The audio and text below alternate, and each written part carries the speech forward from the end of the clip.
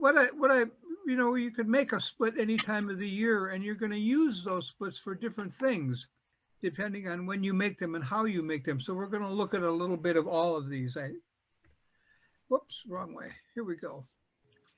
When you've got that nuke that we just talked about, you can add a queen that you got from someplace. You can add a swarm cell. You can buy a queen cell, or you can let them raise their own. And one of the things that I really, really, really want to stress is food. A small nuke is going to be torn in a lot of directions because you're going to put a fair amount of brood in it. You're going to put some foragers, but probably not enough. And everybody's got to eat. So if you want this nuke to thrive, what you want to do is feed, feed, feed, feed until they won't take it at all for a couple of times you put the feeder out there. You can't overfeed a colony that's stressed like this. And you'll be glad that you did. Once it gets going, it'll take off faster, it'll do better and last longer, and it'll just be better. What do you do with a parent? You've taken all this stuff out of the original colony. You can leave the original queen and let the nuke raise a queen or add a queen cell. You can fill the void that you took all those frames out of with foundation or comb. If you're going to use foundation, or comb, you're probably going to put it on the outside edges of the box and put all of what's left in the middle of the box. And then again, I'll say again, feed, feed, feed. Carbs and protein until full nectar flow starts. If you did it early or even a late spring split. And I got a sentence down there. It says you did trap pollen last season, right? And I can't see how many people are in the room. I can see some of you. But how many of you trap pollen? Hundreds, right?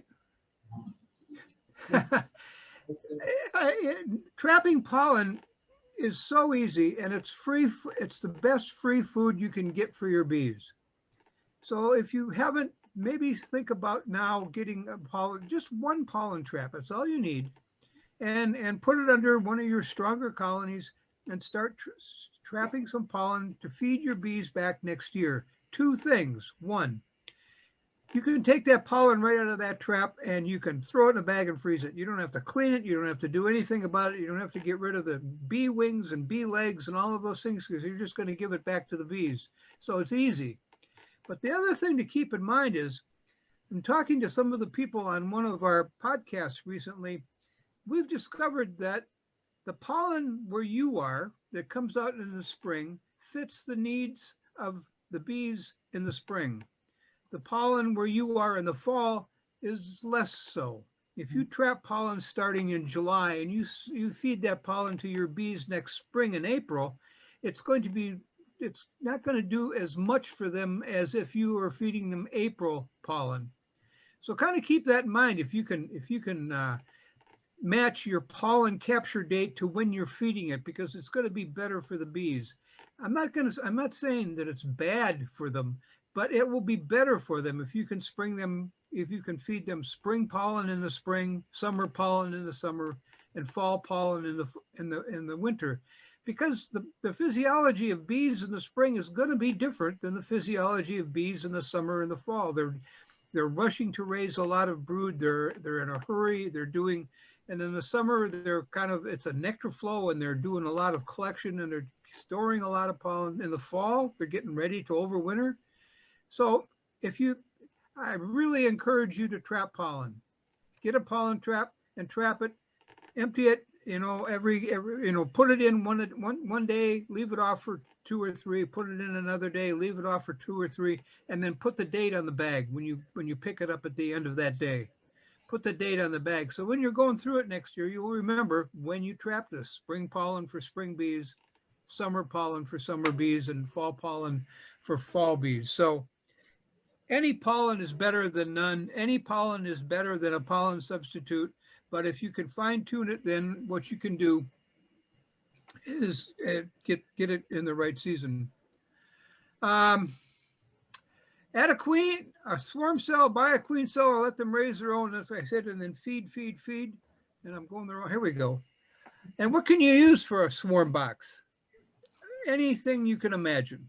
anything, almost everything works. You can see in the upper left-hand corner, there's a deep that's been divided into 3 separate nucs. Each has its own entrance. You can see a stack of 5 or 4 frame boxes there right next to it. Down below it is a couple of 5 frame boxes. Up on the right is a nice 5 frame brand new box. The AD organization out in the Dakotas use 5 frames in a 10 frame box, and they just put 10 follower boards in. You can make them out of cardboard. You can make them out of wood. You can make them anything that will hold 5 frames or 6 or 7 or 4, depending on how many you want to make and how big you want to make them, and is, you know, weather resistant. Anything works. That if you're going to end up selling your nucs, and you probably will if you get good at this, the cardboard ones are nice. You just, you know, you charge, was it $5 for the box, and it only has to go one way. If you're using the wooden boxes, then the people you're selling them to are going to have to bring something and take them home that way, or they're going to have to bring that box back. Either way, it's a little less efficient. So the cardboard box works well, and it's a one-way trip. It comes to you. You put, you know, you keep it. You raise it in that cardboard box. You send it home with your customer, and it keeps it simple. So, what do you eat for boxes? And then I keep going the wrong way. That's early spring splits that we talked about. And you can do later spring splits, and these are going to accomplish some different things for your operation.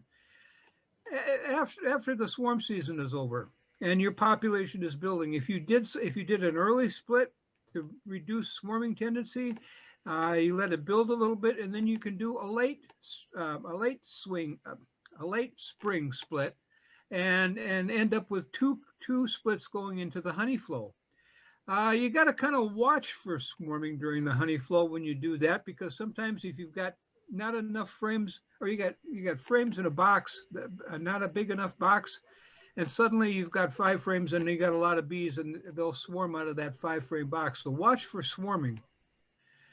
You can rob each of these splits to make even more splits. You can do this every 2 weeks. And this is the kind of thing you're looking at doing if you're selling splits to people. You can just keep moving things out of that box. Just keep moving things out of that box. It's just hanging out. You're feeding it all of the time, of course. And you're adding maybe brood, maybe bees, certainly food. But you can keep moving bees and resources out of that box into other boxes to sell.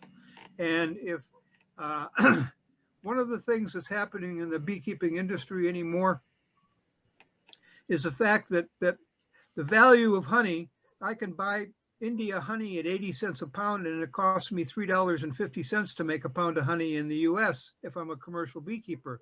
You can see how honey is not as valuable as it used to be. So where am I going to make up my money? And what commercial beekeepers are doing is selling bees. There's a lot of people out there that want bees, and I can sell bees. A 3-pound package is somewhere in the neighborhood of $150, $50 a pound versus 80 cents a pound for honey. So if you can keep milking these nucs every couple of weeks and selling a nuc out of it, you're going to do financially as good or better probably than you are going to be making honey. You can keep robbing comb out of these. If you keep putting foundation in and let them draw it out, you can keep robbing comb. The most expensive piece of equipment you own is a drawn comb. And if they're going to make comb for you that you can put into a split that you're selling, so much the better. That split's going to do better. Your bees are going to make more comb out of that foundation that you put in. There's just 100 ways you can manipulate this box to have them continue to produce resources that you can use in your bees, or that you can use in the nucs that you're going to sell. Now I'm up in northern Ohio, and for us, when we're looking at overall seasonal management, for us, winter begins in August. And the way you'll see it here later, but in August, everything I do from about the 10th of August for the rest of the year is winter management. I'm getting ready for winter. I'm preparing them for winter, and then I'm winterizing them, and then overwintering them. And it goes back to, you'll see this later. The way I put this is in August. What you want to do is you want to take care of the bees that take care of the bees that go into winter. And those are August bees, the first ones you're going to take care of. Think of them as your grandparents taking care of your parents. If they do a good job with your parents will take care of you, and then you'll go through winter stronger, healthier, and better. So take care of the bees that take care of the bees that go into winter. I can't emphasize that much. For us, that's August. I'm not sure where it is with you, but you can look at the calendar and figure it out. But start with the grandparents. Everything that I do here, starting in August, is looking at having healthy bees in November. I want mite loads as close to zero as I can. I want as much food as I can get into that hive. I want everything that can go wrong taken care of, removed, stopped, fixed, whatever you want to look at, so that the bees that I have going into winter have as little stress on them as possible, or no stress, even better. But so take care of the bees that take care of the bees that go into winter. You can make summer splits. We've made early spring, we've made late spring. You can make summer splits, and you can consider these. I'm going to move this here. It's too late now to do summer splits, probably. I'm not sure. For me, it's too late. Let me put it that way. I look at it as right before the summer solstice, which is mid to late June. What that does for a lot of things is it gives you a break in the brood cycle for either the parent or the nuke or both. You can make it work either way for you. But the break in the brood cycle is really, really beneficial, because then you've got a period where you have no place for mites to lay eggs. And that can be as much as 3 weeks. Then you can, when you've got no brood being sealed in, and you've got mites that are exposed, that's when you can use some of the softer chemicals, because they're much more efficient. I used for the first time this year HopGuard. And I've had good success with it, but this is what you need. You need a mite, you need a brood-free time, so that all of the mites are exposed, and then make contact with that HopGuard chemical. All these other chemicals are going to do basically the same thing, but the longer you can make that brood break work for you, the better it's going to be on the mite, or the harder it's going to be on the mite population. And if you keep that in mind, then you're gonna benefit from that. I'm gonna try and move this. Here we go. You can let the nuke requeen itself, develop, or you can let it develop queen cells. Give them something to do, and then just before the queen cells are ready to emerge, you remove them out, and you put in the queen with the genetics that you want in to replace all that. They're ready for a queen. They'll accept her a lot faster if you've let them raise some queen cells.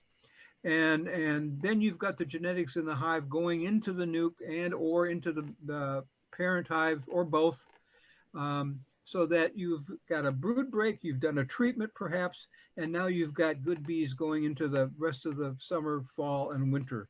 So it's, like I said, there's a lot of ways to manipulate and to manage a nuke and a parent colony that are beneficial for both, and reduce, certainly, and maybe possibly eliminate the use of any poison in your hive.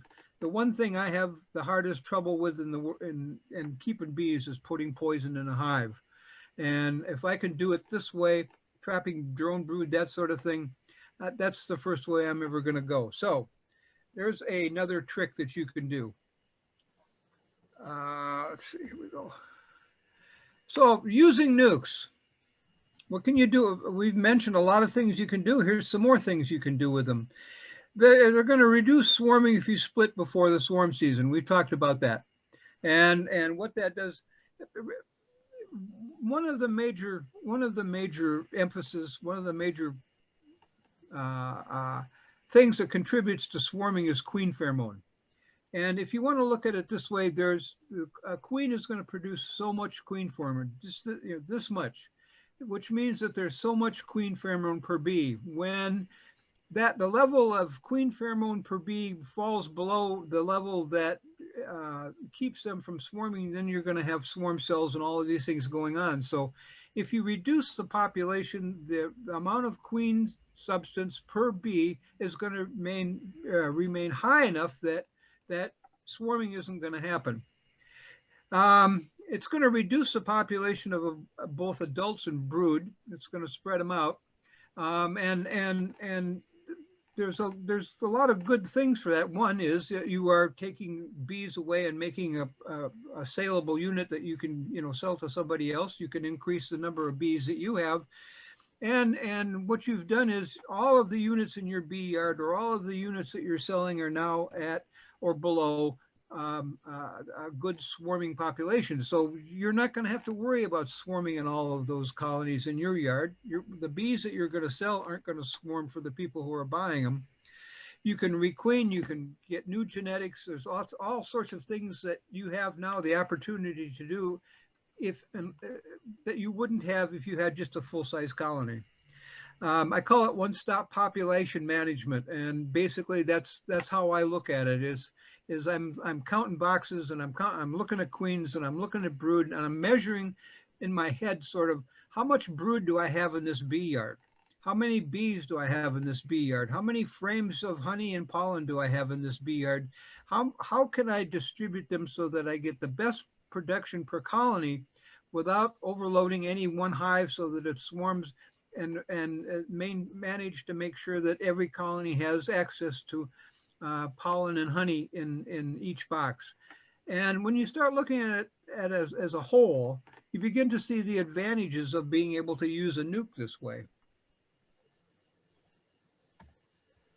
More on using nukes. You can keep production colonies strong. If you're in the middle of a honey flow, having 5 average colonies is going to make you less honey than having 3 boomer colonies. Those boomer colonies, it takes as many bees to take care of the brood in a colony, whether you've got a great big colony or an average size colony. So if you've got a great big colony, you're going to have more bees foraging, which means that colony is going to make essentially more honey per bee. So you can keep production colonies strong by supplementing them with brood and bees from any of the nukes that you've got in your colony. So the nuke is going to not get so big that it'll swarm, and the production colony you're already past swarming season. So the production colony is going to do even better because it's got more bees to forage. You can remove honey and pollen from your production colonies to give them room, and you can replace with sealed brood, or you can replace with just drawn comb that you get from your nukes. All of these things are aimed at making your production colony as efficient as possible. And while you're doing this, you're managing this nuke as a full-size colony. You're looking at the population. You're looking at, I need room. They're foraging. They're going to be storing honey. They're going to be gathering pollen. They're going to be raising brood. And if you get behind on looking what they're doing, you're going to have a population issue with your nuke. So you're managing that nuke essentially as a full-size colony. But everything that nuke produces, you can use in one of your full-size colonies to make them more efficient, more productive, and essentially more profitable. You've got a bee supply store in your bee yard. Everything those full-size colonies need will come out of that nuke. You can, if you need to, requeen a full-size colony with an entire nuke. And I've ended up doing that several times. You just take 5 empty frames, or 5 frames of non-essential equipment out of your full-size colony, and you just drop 5-frame nuke in it, complete with a queen, bees, brood, comb, everything you need to make that production colony now a full-size, profitable production colony. You've still got all of the equipment, and you're going to move it back and forth using where you need it, but it gives you a laying queen immediately. If that's been the problem, you discover you lost your queen, and where I can't get a queen because nobody's got them. How, and if I have to raise one, I'm going to lose, that 3 weeks. So suddenly I've got a laying queen. It gives a boost of population to that full size colony, and if you can manage it, you make sure that you get eggs and brood back into that nuke so that they can raise a queen cell and not go queenless. So you're exchanging, like I said, it's a full size bee supply store in your bee yard. Anything you need in a full size colony, you can get from the nuke that you've been raising there. I got it ordered, but it's going to be here in 14 days. Hang on just a minute. Can everybody please mute themselves so that we only hear Kim? I tell you, Kim, I'm going to mute everybody and then you unmute yourself. How about that? I'm not muted, am I? No. I'm going to mute everybody though.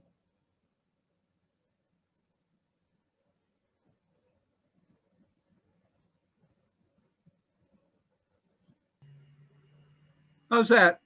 There we go. Okay. Now we got everybody muted. Okay. Good. And this requeening thing, taking the queen from a nuke and putting it into a full-size colony really comes in handy when if you've got the middle of the summer, how easy is it to get queens? Sometimes you can't, or certainly early spring or later in the summer. You can replace a failing queen in the summer, and essentially you take out a queen that's heading down and you replace her with a queen that's heading up, and the colony just kind of takes a quarter of a step back and then takes off. And then you can use those queens when queens aren't available, early spring or late fall. Whenever you need a queen, you've got a proven queen living in that nuke right next door to your full-size colonies that will keep that colony productive, keep that colony profitable, and keep that colony alive. That's at the end of the day, that's the most important thing, is to keep that production colony producing. Okay, let's see. Uh-oh. There we go. Let's see. More on using nukes. One of the things that you can do, and I use this a lot because I replace a lot of my wax every year. 2 years and my comb is gone. When I was working for the root company and we were looking at beeswax coming in for candles, we tested a lot of beeswax from all over the US and none of it was clean. There isn't any clean beeswax in the US in any amounts. So when my colonies, when my frames get to be 2 years old, I'm pulling them out and I'm putting in new drawn comb. And where am I getting that drawn comb? Bingo, from my nukes. I'm not making my production colonies draw comb instead of forage for honey or take care of the young. I could just put a fully drawn comb in because I can pull it out of my nuke that I prepared for earlier. And if you're not removing wax on a routine basis, you might seriously want to start thinking about that.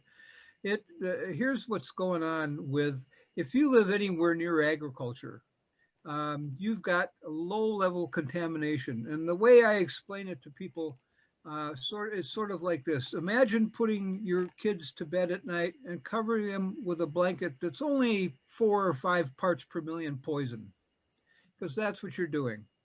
You're making your bees raise their young in a contaminated environment, and it doesn't kill them. It doesn't kill the adults, doesn't kill the queen, doesn't kill the babies, but it's a constant stress on their immune system. And if you can imagine what that's like, constant stress on you, you're always battling. You've always got a cold, you've always got the sniffles, you've always got a sore throat, but you're not dead. But you've always got this stress in your system and in your environment. And that's what this poison wax is doing to your bees. It's going to knock them down from an A+ to a C+ right now. and 2 years. I put it in. I put it in the spring. It lasts that season. I let it overwinter. I let it run the next season, and I pull it out before the following season. It's in there 2 years, and it's gone. And we tested, like I said, we tested a lot of wax, and I was able to test the wax in my colonies. I live in corn and soybean land, and I tested the wax in mine, and I wouldn't eat comb honey that was raised in my backyard. And so what you want to look at is what you're doing is you're constantly exposing your bees in those colonies to a low level of stress. Get rid of that old wax. And the way to get rid of it is to keep having your nukes produce drawn comb for you so you can change at a minute's notice. And your bees, all of your bees will be better off if you start getting this stuff out of your colony. And you won't see it for a couple of years. Once you've gotten all of the stuff that's in your colony today out of there, you'll start seeing a difference, and you will see a difference. I guarantee it. You've got a colony just going a little faster, humming a little louder, collecting a little more nectar. It's just it's subtle, but the other thing you'll have is I'm able to sleep at night knowing that the inside of my hive is clean enough for me to live in, rather than stressing my bees. So, like I said, you can use your nuke for almost anything that you want. Anything that's in a nuke is fair game to put in your production colonies, and vice versa. But if you keep that in mind, this nuke is expendable. If it gets too small, I can combine it with a strong colony. If it gets too big, I can divide it. If I need all of the drawn comb that's in there, I can take it. If I need the honey and pollen that's in there for my production colony, I can take it because I can feed the nuke.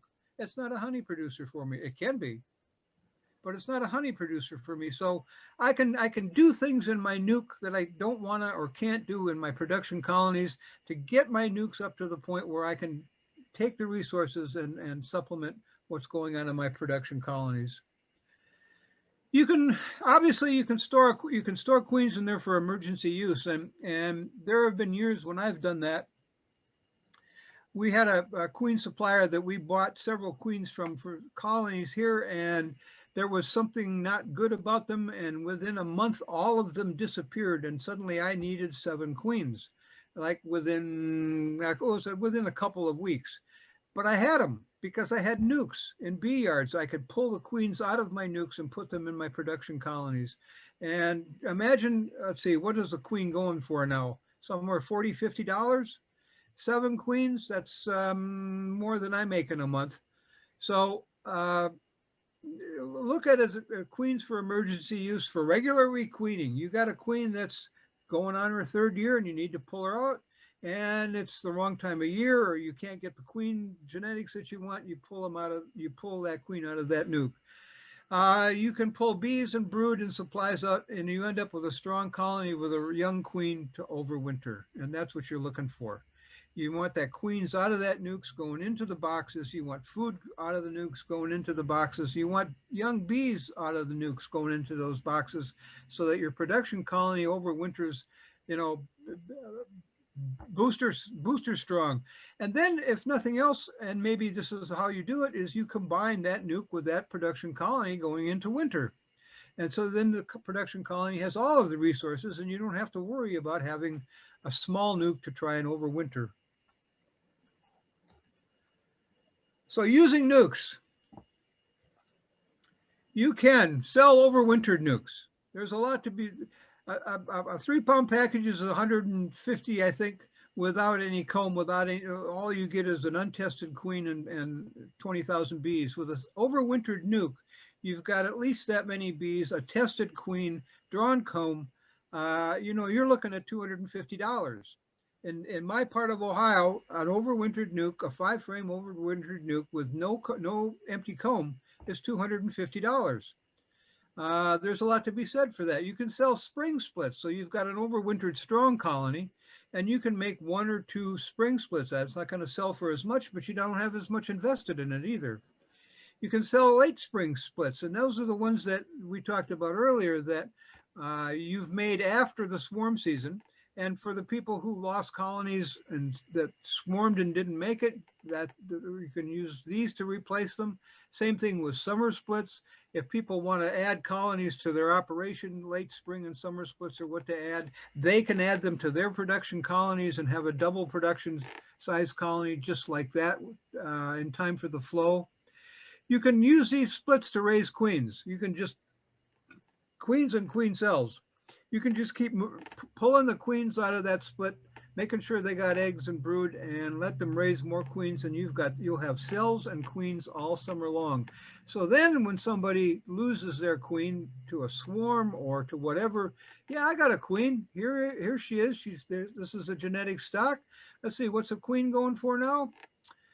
Yeah, enough. And a queen in July is going to be worth twice what a queen in May is going to be because you can't get one anywhere else. So you can sell queens and cells, you can sell brood and bees.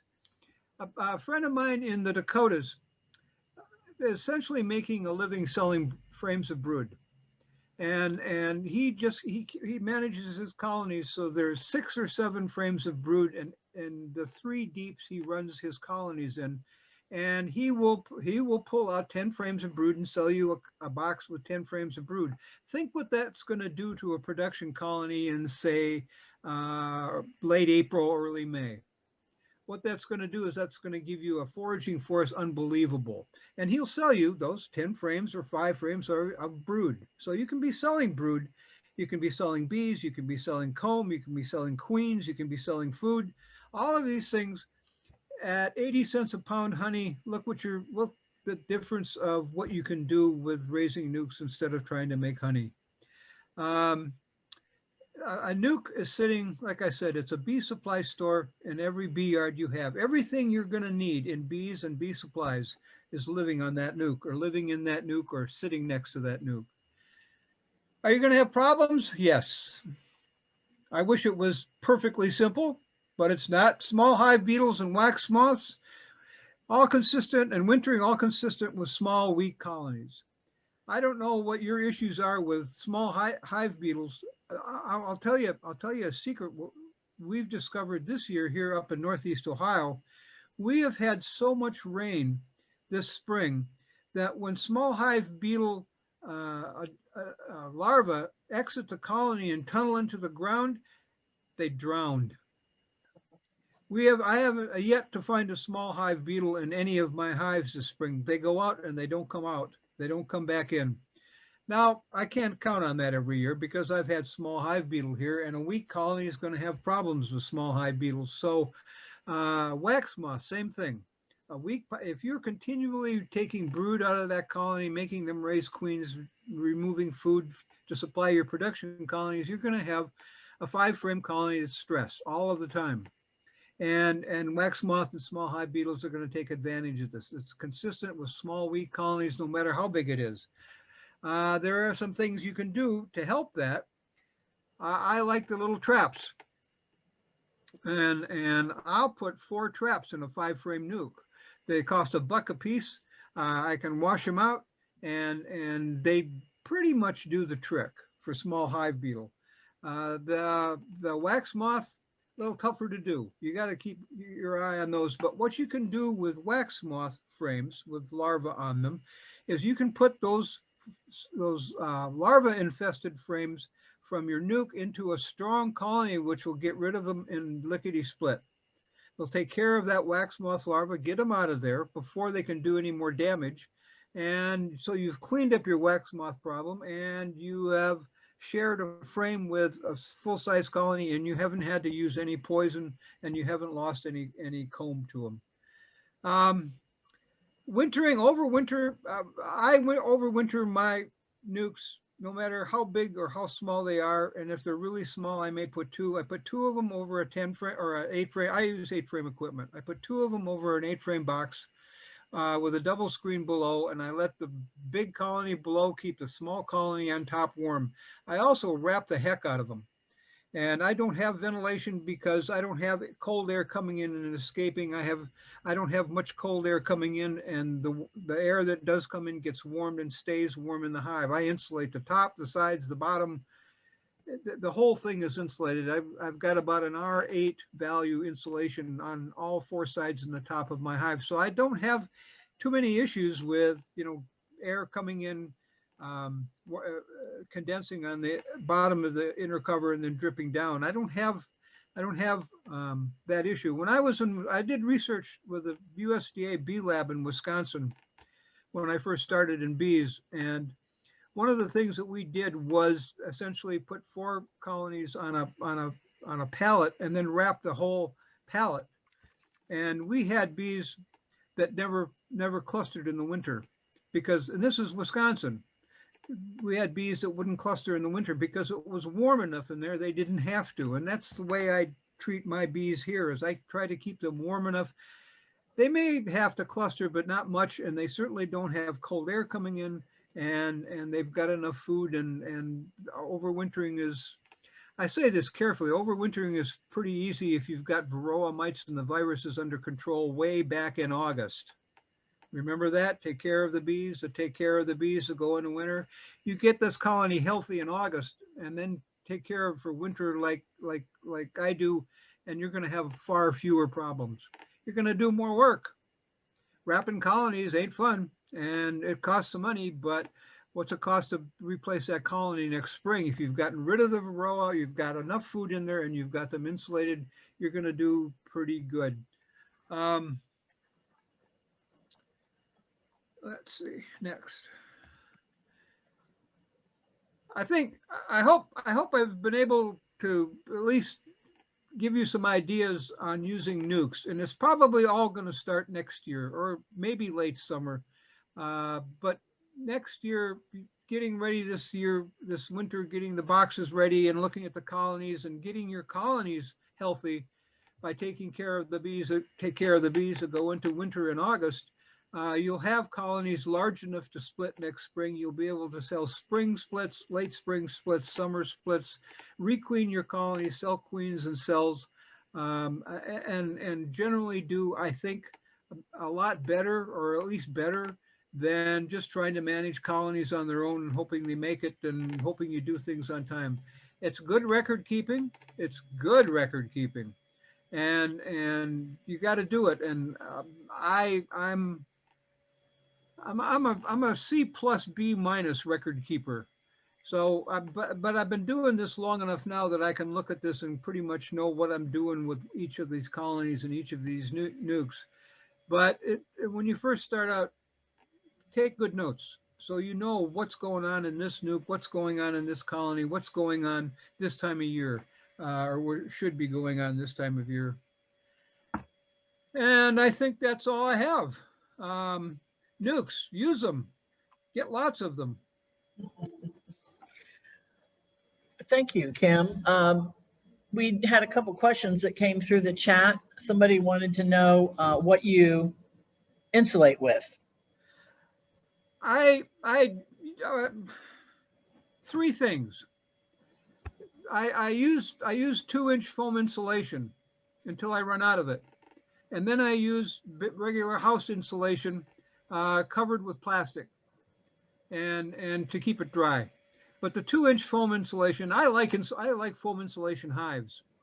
They do really well. What we did in Wisconsin was essentially house insulation.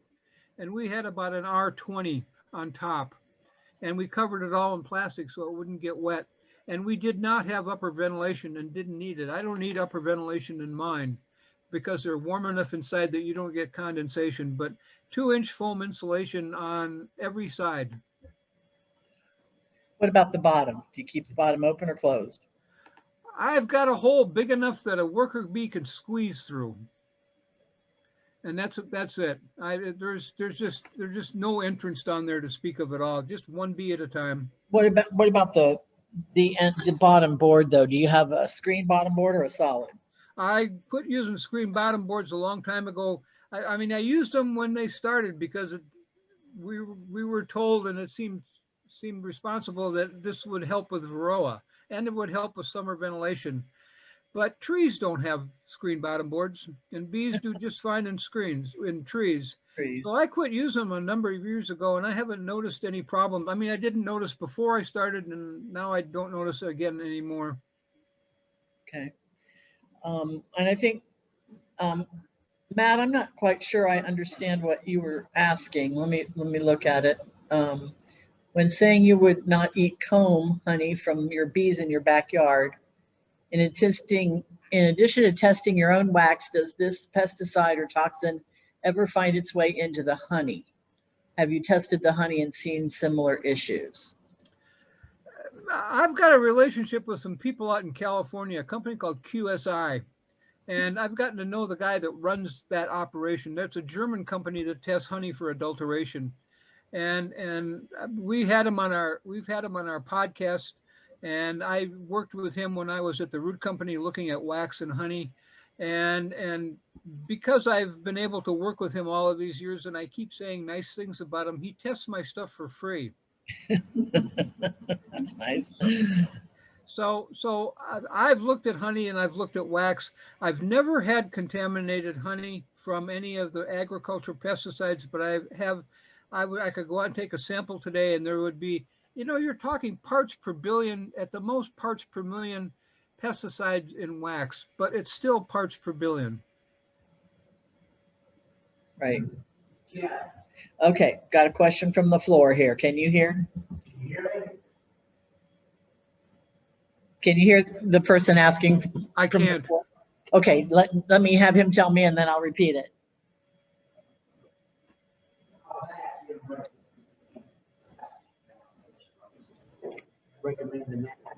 Okay, he said a while back you talked about eliminating or going to plastic foundation.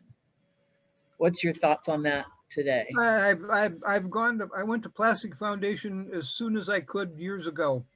And that's the reason is when you're buying wax foundation, you're buying somebody else's wax.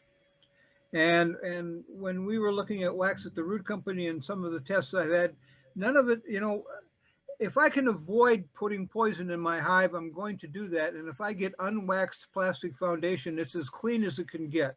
It's not perfect, but it's as clean as it can get. I have a follow-up question to that.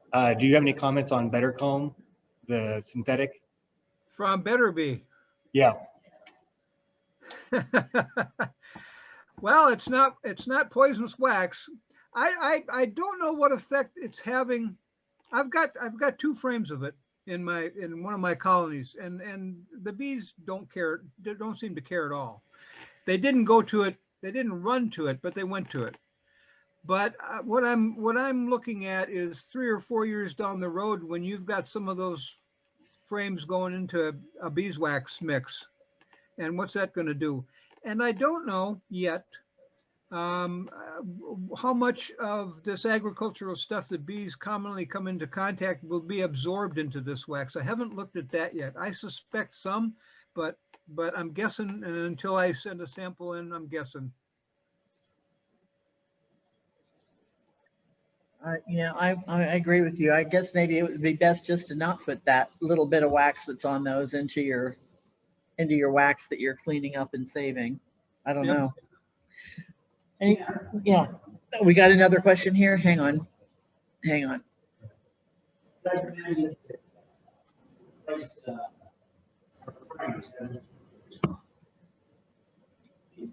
about 50% turnover every year.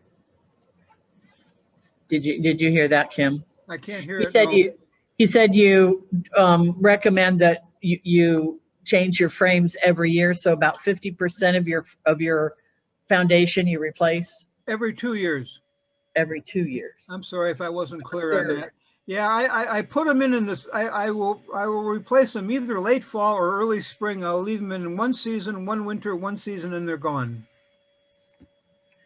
One season, one winter. So is that half of your frames every year? No, it'd be, what would it be? Seasons. It would be, I think it would be a third, wouldn't it? Yeah. There's a lot. I go through a lot of frames every year. I have spectacular bonfires. Now, do you render your wax and save it and do something with it or not of these 2-year-old frames? I've got a friend who uses it, and he makes, I don't do anything with it. I take the wax that I'm able to capture and put it in a bucket, and I give it to him, and he puts it through a do you remember Better Way wax melters? I don't. He uses a Better Way wax melter, and interestingly, that seems to remove some of the, I don't know if it drives it off as a gas or what, but it removes some of the contaminants in that wax, and he uses it for candles. Okay. Interesting. Anybody else from the floor have a question? Do we have, go ahead, Jane. What? Hang on. He wants, somebody wants to know if you ever stack up 5 frames on 5 frames on 5 frames and use them for production. I have, and then a big wind came. And I did. That's the reason I did it. I ran out of big boxes, and I said, well, why not just put these two together? And I was up 5 boxes, and they got tipped over. And I said, okay, I've learned my lesson. Man, yeah, we have a young lady in our club that does honey production from Nucs. But anybody else from the floor here?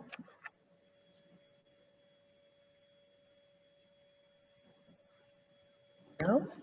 Okay. All righty. Well, we really appreciate your coming to be with us tonight virtually. It sure does make it easy, doesn't it? It does. Yep. I think it's going to change the way we do things forever. So, I'll tell you something. You've been doing this long enough, and I've been doing Zoom. We do our podcasts on Zoom. So I've been doing one of our Zooms for over 3 years, and the other one almost a year. And there's a secret to doing Zoom. You can do them in your underwear with a glass of wine. Yes, yes. The only thing that we do have a member who has a husband who doesn't like to wear clothes in the house, and she has been on several business calls when he's decided to walk through the room. So that's been kind of a problem. But yes, you're right. You just have to be careful how you angle your screen, don't you? Yep. Well, I have to say we had Randy Oliver a year ago, almost February of 2019. And he was the only one just about doing it at that time. And we had him in February, and then the shutdown hit. Yeah. And we missed March, but we got ourselves together by April, and we got our own Zoom account, and it's cheaper than rent. Yes, it is. And we've had a meeting ever since. So, it pays to have some techies in the club and things like that. Bryce? And Tim, your presentation on 2Bs on a podcast was absolutely amazing. And Honeybee Obscure is very strong. Really appreciate it. Well, thank you. I appreciate that. That's nice to hear. Yep. Anybody else? Well, I think we're good. So we appreciate you coming tonight. I'll have Teresa get in touch with you for your address, and we just have enjoyed it a lot, learned a lot, and we've got 2 swarms that have inhabited 2 nuke boxes that were sitting out in the bee yard, so we got to deal with them this week. There you go. So 3 bees, and we didn't have to do anything, so sounds like a plan. All right, well, thank you so much for coming tonight, and we are going to sign off and have a little meeting and then go home. Well, thank you. I appreciate being invited. Appreciate it. It was a fun meeting. Yeah. Good night, everybody. Thank you, Kim. It was wonderful. Thank you.